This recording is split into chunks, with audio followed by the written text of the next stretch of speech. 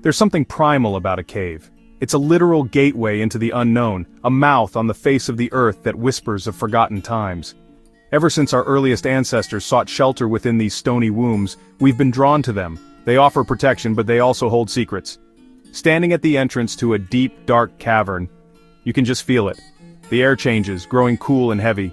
The darkness ahead is absolute, a physical presence that seems to swallow sound. It's a feeling that speaks directly to a part of our brain that hasn't changed much in 100,000 years.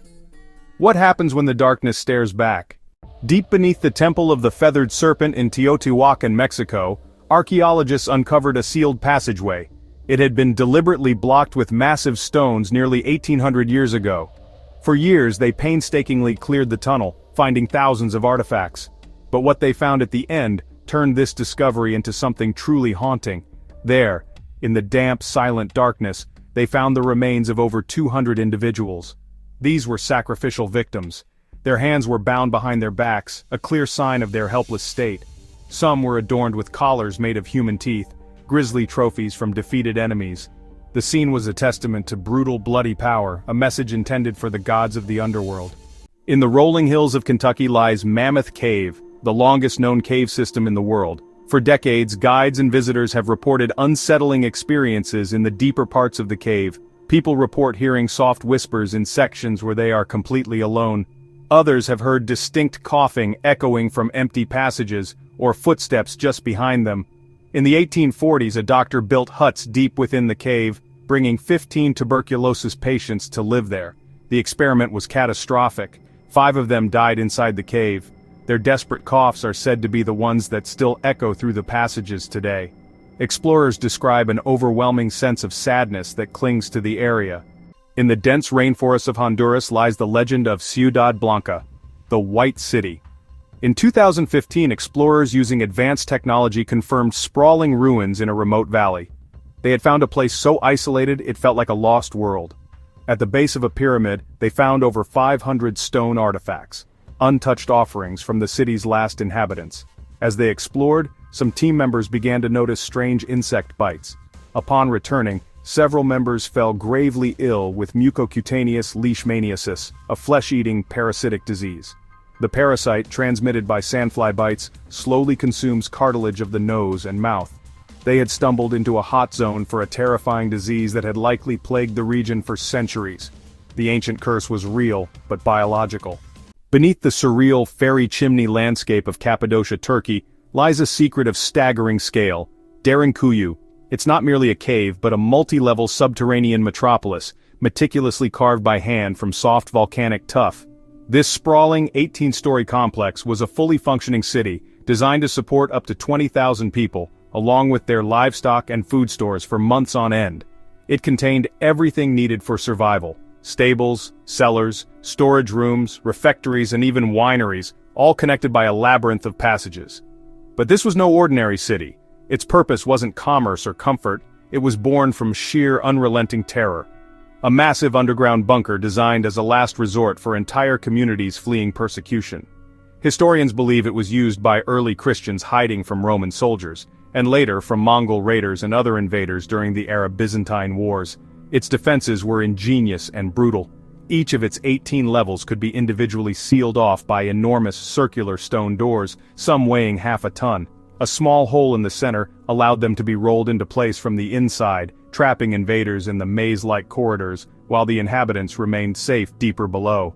To sustain life so far from the sun, a network of over 50 ventilation shafts, some plunging more than 180 feet, provided a constant flow of fresh air to the deepest chambers. This was a marvel of ancient engineering, ensuring the city could breathe. To walk these passages today is to feel the weight of the earth above you. The air is cool and still. The narrow tunnels, some forcing you to crouch, are profoundly claustrophobic. Running your hand along the walls, you can feel the smooth, worn grooves carved not just by tools, but by the passage of countless hands and bodies over centuries of hiding. Imagine the psychological toll. Huddled with your family in a small, soot-stained, windowless room. The only light from oil lamps, the only sound the drip of water and the muffled footsteps of your own people. Every moment spent listening, praying that the enemy armies marching on the surface above remain oblivious to the world of refuge concealed beneath their feet. Deep within the complex, they even carved out chapels. What desperate prayers were whispered in these sacred spaces, hundreds of feet below the sun? Derinkuyu is more than an archaeological wonder, it's a monument to survival, haunted by the silent, echoing anxiety of thousands who chose to live in darkness rather than face the horrors of the world above. In 1986, Romanian workers discovered a cave sealed off from the outside world for 5.5 million years. When scientists entered Movil Cave, they found the air toxic, thick with poisonous gases and half the oxygen of normal air. In this poisonous darkness, they discovered 48 species, 33 entirely new to science. Instead of sunlight, this ecosystem was powered by chemosynthesis, bacteria feeding on sulfurous compounds. Every moment was a calculated risk. The air itself was a lethal threat. The creatures are like something from a nightmare, colorless, sightless beings that thrive on poison. For millions of years, this pocket of life carried on, completely unaware of the world above. It shows us that darkness can hide entire biological realities that operate by completely different rules, worlds utterly alien to our own. In 1994, explorers ventured into a Honduran cave that would become famous worldwide. They were searching for lost civilizations, but what they found inside was a secret kept by the Earth for millennia, a place of profound mystery. After a perilous descent, they entered a vast, silent chamber. The floor was littered with human bones, but what happened when they shone flashlights on the remains was shocking. The light didn't just reflect, it seemed to emanate from the bones themselves. The skulls seemed to glow with an eerie, calcite sparkle. Over centuries, dripping water had coated them in a crystalline sheath, creating a beautiful yet deeply macabre spectacle that was both mesmerizing and unsettling. This place became known as La Cueva de las Calaveras Brillantes, the Cave of the Glowing Skulls, a name that perfectly captured the chilling grandeur of the site. The remains had been carefully bundled and placed on ledges, a sacred ossuary for secondary interment. This complex ritual involved moving the bones long after death to this final, hallowed resting place. Analysis revealed the bones were over 3,000 years old, pointing to a sophisticated pre-Mayan civilization that thrived a millennium before the Maya. The cave was a window into a lost world. The glowing cave was their sacred resting place, a gateway to the afterlife. For them, the natural crystallization was a divine process, preserving their ancestors' bones in eternal shimmering light. Imagine being first to enter that chamber, hundreds of skulls, the empty eyes of the long dead, sparkling back at you. A haunting reminder that some mysteries still lie hidden, waiting in the dark. Our final mystery is a modern one, born from the internet. In 2014, hiker Kenny Veach claimed to have found a strange M-shaped cave in the Mojave Desert.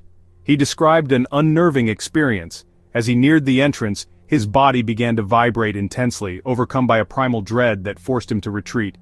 Online, his story was met with disbelief. Goaded by commenters who called him a liar, Veach vowed to return to document the cave. On November 10th, he set off alone and was never seen again.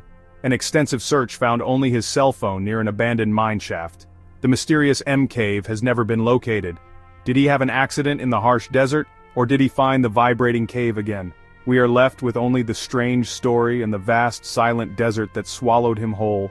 We've journeyed from sacrificial tunnels to poisoned air, from glowing skulls to phantom whispers. Each story peels back a layer of our comfortable reality, revealing something ancient and unsettling beneath.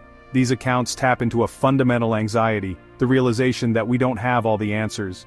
They challenge our sense of mastery. In an age of information, caves remain one of the last true frontiers, black boxes on our own planet that defy easy explanation. They are pockets of primordial mystery. This is the great paradox of the cave. It represents our deepest fears: darkness, confinement, the unknown. Yet for some, that fear is intertwined with an irresistible pull. The call of the cave is the call of the unknown. For every person who finds these stories terrifying, another feels an innate desire to step inside and see for themselves. They are more than just rock and shadow.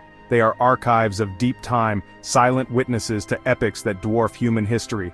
To enter a cave is to step into the Earth's memory, a place where the past is not gone, but simply waiting in the dark. So the final question is for you. After hearing these tales, would you be brave enough to step across that threshold? To trade the familiar light for the profound darkness? The caves are waiting. They have been for millions of years. The only question is whether you're willing to listen to what their silence has to say.